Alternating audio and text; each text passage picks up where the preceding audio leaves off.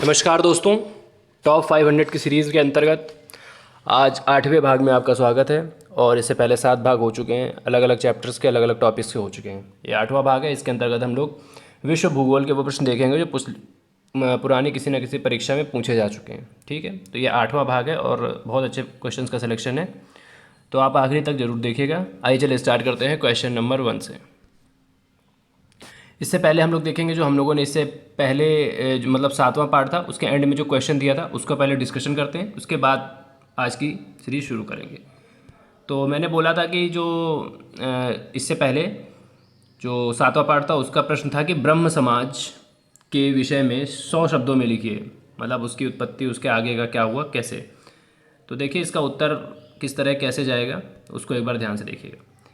राजा राम मोहन राय ने 1828 में, इससे आपको मेंस राइटिंग में भी फ़ायदा मिलेगा और आगे वाली परीक्षाओं में भी होगा, तो उसको ध्यान से देखिएगा। स्टार्टिंग कुछ इस तरह होगी कि राजा राम मोहन राय ने 1828 में ब्रह्म समाज की स्थापना की। 1831 में राजा राम मोहन राय को अकबर द्वितीय द्वारा इंग्लैंड भेजा गया, जहां ब्रिस्बेन में उनकी मृत्यु हो गई।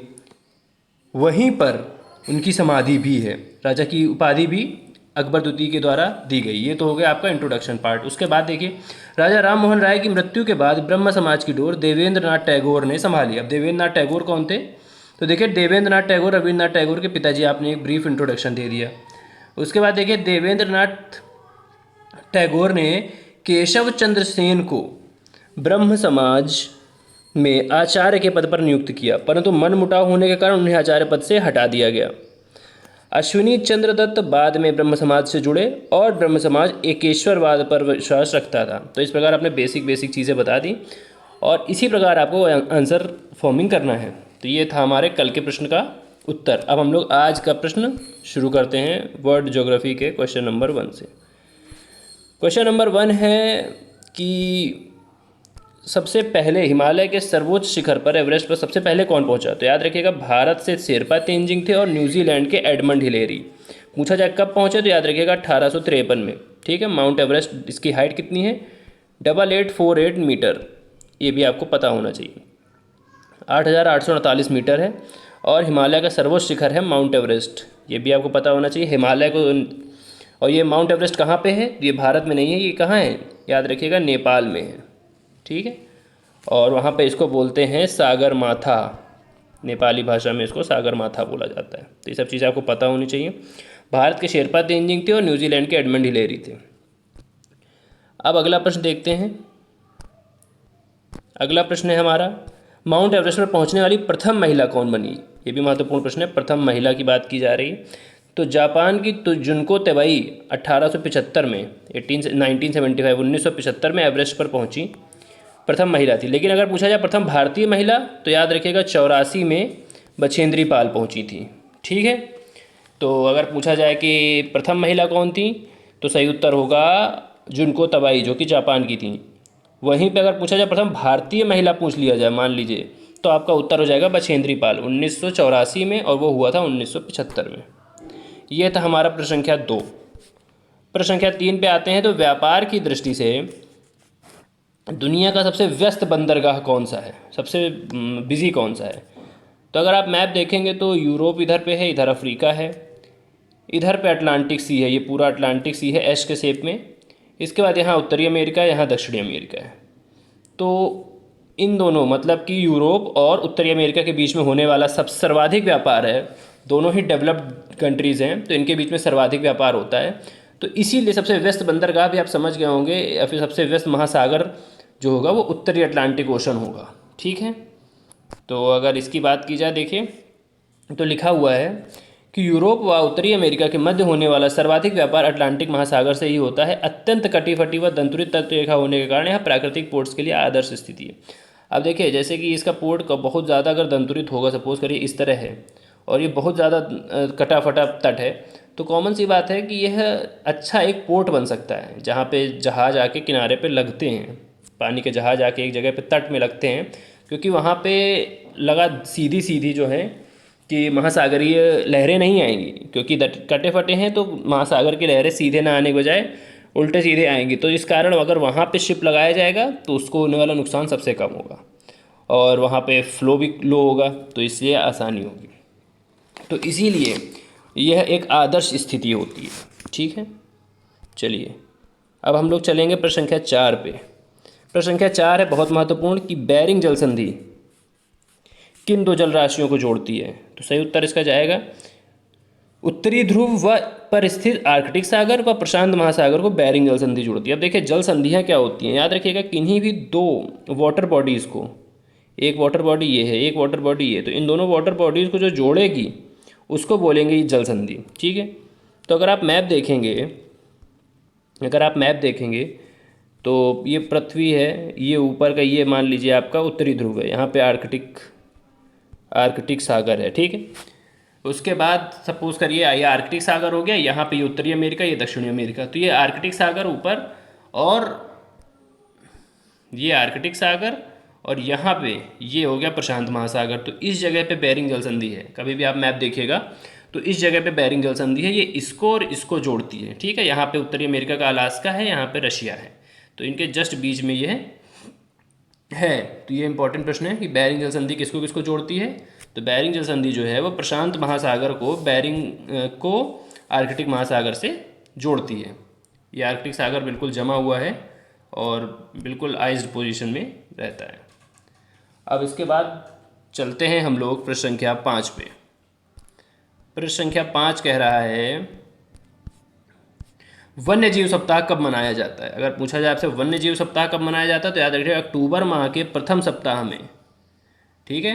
कब मनाया जाता है तो याद रखिएगा अक्टूबर माह के प्रथम सप्ताह में, अक्टूबर के फर्स्ट वीक में मनाया जाता है, ठीक है। इतना आपको पता होना चाहिए, कई बार पूछ लिया जाता है कि वन्य जीव सप्ताह कब मनाते हैं, तो अक्टूबर माह के प्रथम वीक में मनाया जाता है, ठीक है।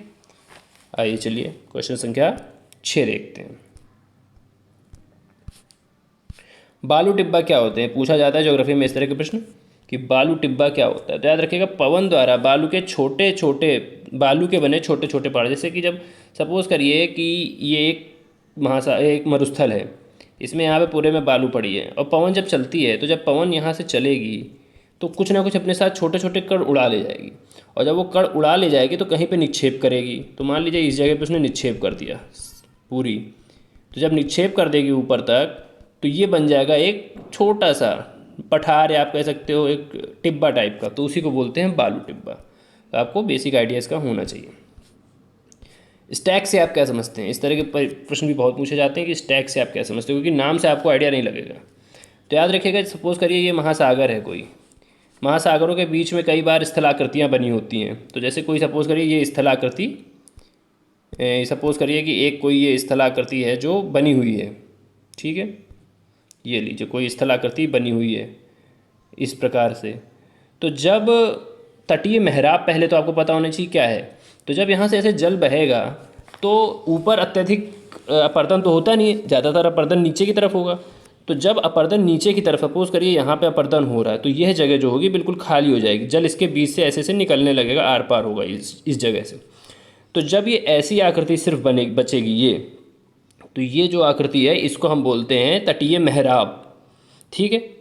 ये तो एक कॉन्सेप्ट हो गया। अगली चीज़ है कि जब और भी अपर्दन होता रहेगा, तो जब अपर्दन होगा तो ये ऊपर की दीवार ये भी धीमे धीमे क्या हो जाएगी, सपोज करिए कि और भी अपर्दन तो होता ही रहेगा, तो जो धीमे धीमे जो उसके ऊपर की दीवार है, ये देखिए जो इसके ऊपर की दीवार है, सपोज करिए ये इतना बचा था, उसके बाद धीमे धीमे अपर्दन शुरू हुआ तो ये भी समाप्त हो गया। तो जब ये भी समाप्त हो जाएगा ऊपर का हिस्सा, तो उसके बाद सिर्फ कितना बचेगा, आप विजुलाइज कर सकते हैं, सिर्फ इतना चीज़ बचेगी, क्योंकि ऊपर की दीवार तो ख़त्म हो गई। तो जो ये खड़े हैं इनको बोलते हैं स्टैक, ठीक। अब लैंग्वेज में क्या लिखा है इसको एक बार देख लेते हैं। लैंग्वेज में लिखा है कि जब तटीय मेहराब के ऊपर की छत भी जल के अपर्दन द्वारा समाप्त हो जाए तो केवल बची खड़ी दीवारों को स्टैक कहते हैं, ठीक है। वही बात है कि ये जल बह रहा है और पहले ऐसे बचा था, और जब ऊपर से अपर्दन हुआ तो ये भी समाप्त हो गया, तो सिर्फ इतना बचा, ये और ये, तो इसी को बोलते हैं स्टैक। चलिए अब हम आएंगे प्रश्न संख्या 8 पे, ठीक है। लोयस का निर्माण कैसे होता है। लोयस बहुत महत्वपूर्ण कॉन्सेप्ट है। अब देखिए लोयस का कंसेप्ट इस तरह बनता है कि जब पवन बालू के हल्के व बारीक कणों को उड़ाकर दूर ले जाती है वह वे कण विस्तृत क्षेत्र में निक्षेपित होने पर लोहेस का पठार बनता है। अब देखिए, सब वही बताया था आपको, जैसे कि बालू टिब्बा होते हैं, तो बालू टिब्बा जो होते हैं वो आसी पास बन जाते हैं, लेकिन लोहेस का पठार क्या होता है, ये लोहेस का निर्माण एक तरह से ये पठार होते हैं, प्लेटू जिसको कहते हैं, आप ये याद रखिएगा। तो जब ये दूर ले जाके कहीं बड़े क्षेत्रफल में इकट्ठा करे जा रहे होते हैं और एक आकृति ऐसी बन जाती है जो दूर से दिखती है थोड़ी उठी हुई, तो यही विस्तृत जो क्षेत्र होता है। इसमें सबसे महत्वपूर्ण चीज़ मालूम है क्या है आपको? सबसे महत्वपूर्ण टर्म है विस्तृत क्षेत्र। ये छोटे में नहीं, बहुत बड़े क्षेत्र में तब जाके बनता है लोहेस का पठार। ठीक है, तो लोहेस के पठार के बारे में इतनी जानकारी आप रखिएगा। अब हम आते हैं प्रश्न संख्या 9 पे। वायुमंडल की किस परत में विमान उड़ाने हेतु परिस्थितियाँ सबसे अनुकूल होती हैं? तो याद रखिएगा, समताप मंडल में होती हैं, और इसी मंडल में ओजोन परत की भी पाई जाती है। तो अगर पूछा जाए ओजोन मंडल कौन सा है, तो उसी को समताप मंडल भी बोलते हैं, उसी को ओजोन मंडल भी बोलते हैं। ठीक है, इसकी ऊंचाई 50 किलोमीटर तक होती है। और ये कौन सी परत होती है? सेकंड नंबर की होती है, नीचे से देखेंगे। सबसे पहले होती है क्षोभ मंडल, फिर होती है समताप मंडल, फिर होती है मध्य मंडल, फिर होती है मध्य मंडल, मध्य मंडल के बाद होती है फिर आयन मंडल, और आयन मंडल के बाद होती है एग्जोस्फीयर यानी बहिर्मंडल। ठीक है, तो इतने ये 5 मंडल हैं, आपको पता होने चाहिए। सबसे पहले जो समताप मंडल, सबसे पहला जो होता है क्षोभ मंडल, वहाँ पे जितनी भी मौसम संबंधी समस्याएं होती हैं, जैसे कि आंधी तूफान चक्रवात, इस तरह की चीज़ें सारी क्षोभ मंडल में आती हैं। सेकंड नंबर पे समताप मंडल है। समताप मंडल में ही जो है कि सर्वाधिक आप कह सकते हो विमान जो उड़ते हैं, विमान कहाँ उड़ते हैं अगर पूछा जाए तो समताप मंडल, दूसरे मंडल में, क्योंकि पहले में तो मौसम संबंधी समस्याएं हैं। अगर पहले में उड़ेगा तो पता है आपको क्या होगा, विमान घटनाएं सबसे ज़्यादा हो जाएंगी, तो इस कारण दूसरे पे उड़ता है। ठीक है, और इसकी ऊंचाई 50 किलोमीटर होती है।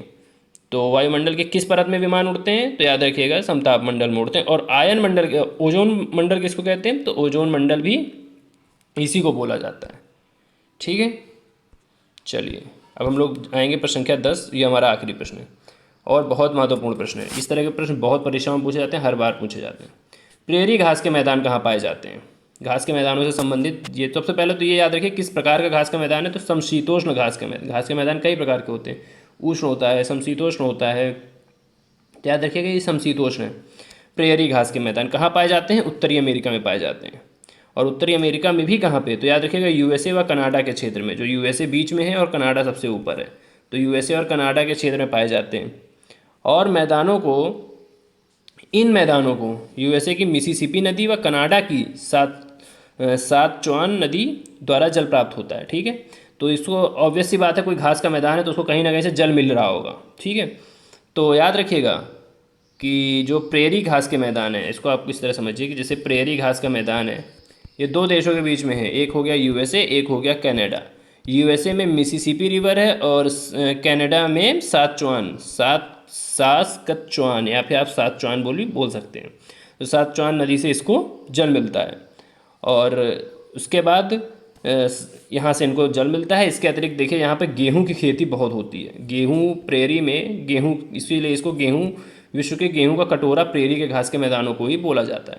इसके अतिरिक्त यहाँ पे काऊ बॉय वाला कॉन्सेप्ट भी आपको पता होगा कि जिनके बड़े बड़े फॉर्म होते हैं उनको काऊ बॉय बोला जाता है, जो रख रखाव करते हैं। और जहाँ पर रखे जाते हैं उसको रेंच बोलते हैं। क्या बोलते हैं? जहाँ पे रखे जाते हैं उसको रेंच। ये भी इंपॉर्टेंट कॉन्सेप्ट है, आपको पता होना चाहिए। ठीक है, तो इस प्रकार हमने आज 10 क्वेश्चन वर्ल्ड ज्योग्राफी के इंपॉर्टेंट क्वेश्चन डिस्कस कर लिए। अब हम लोग प्रश्न संख्या 11 पे आते हैं।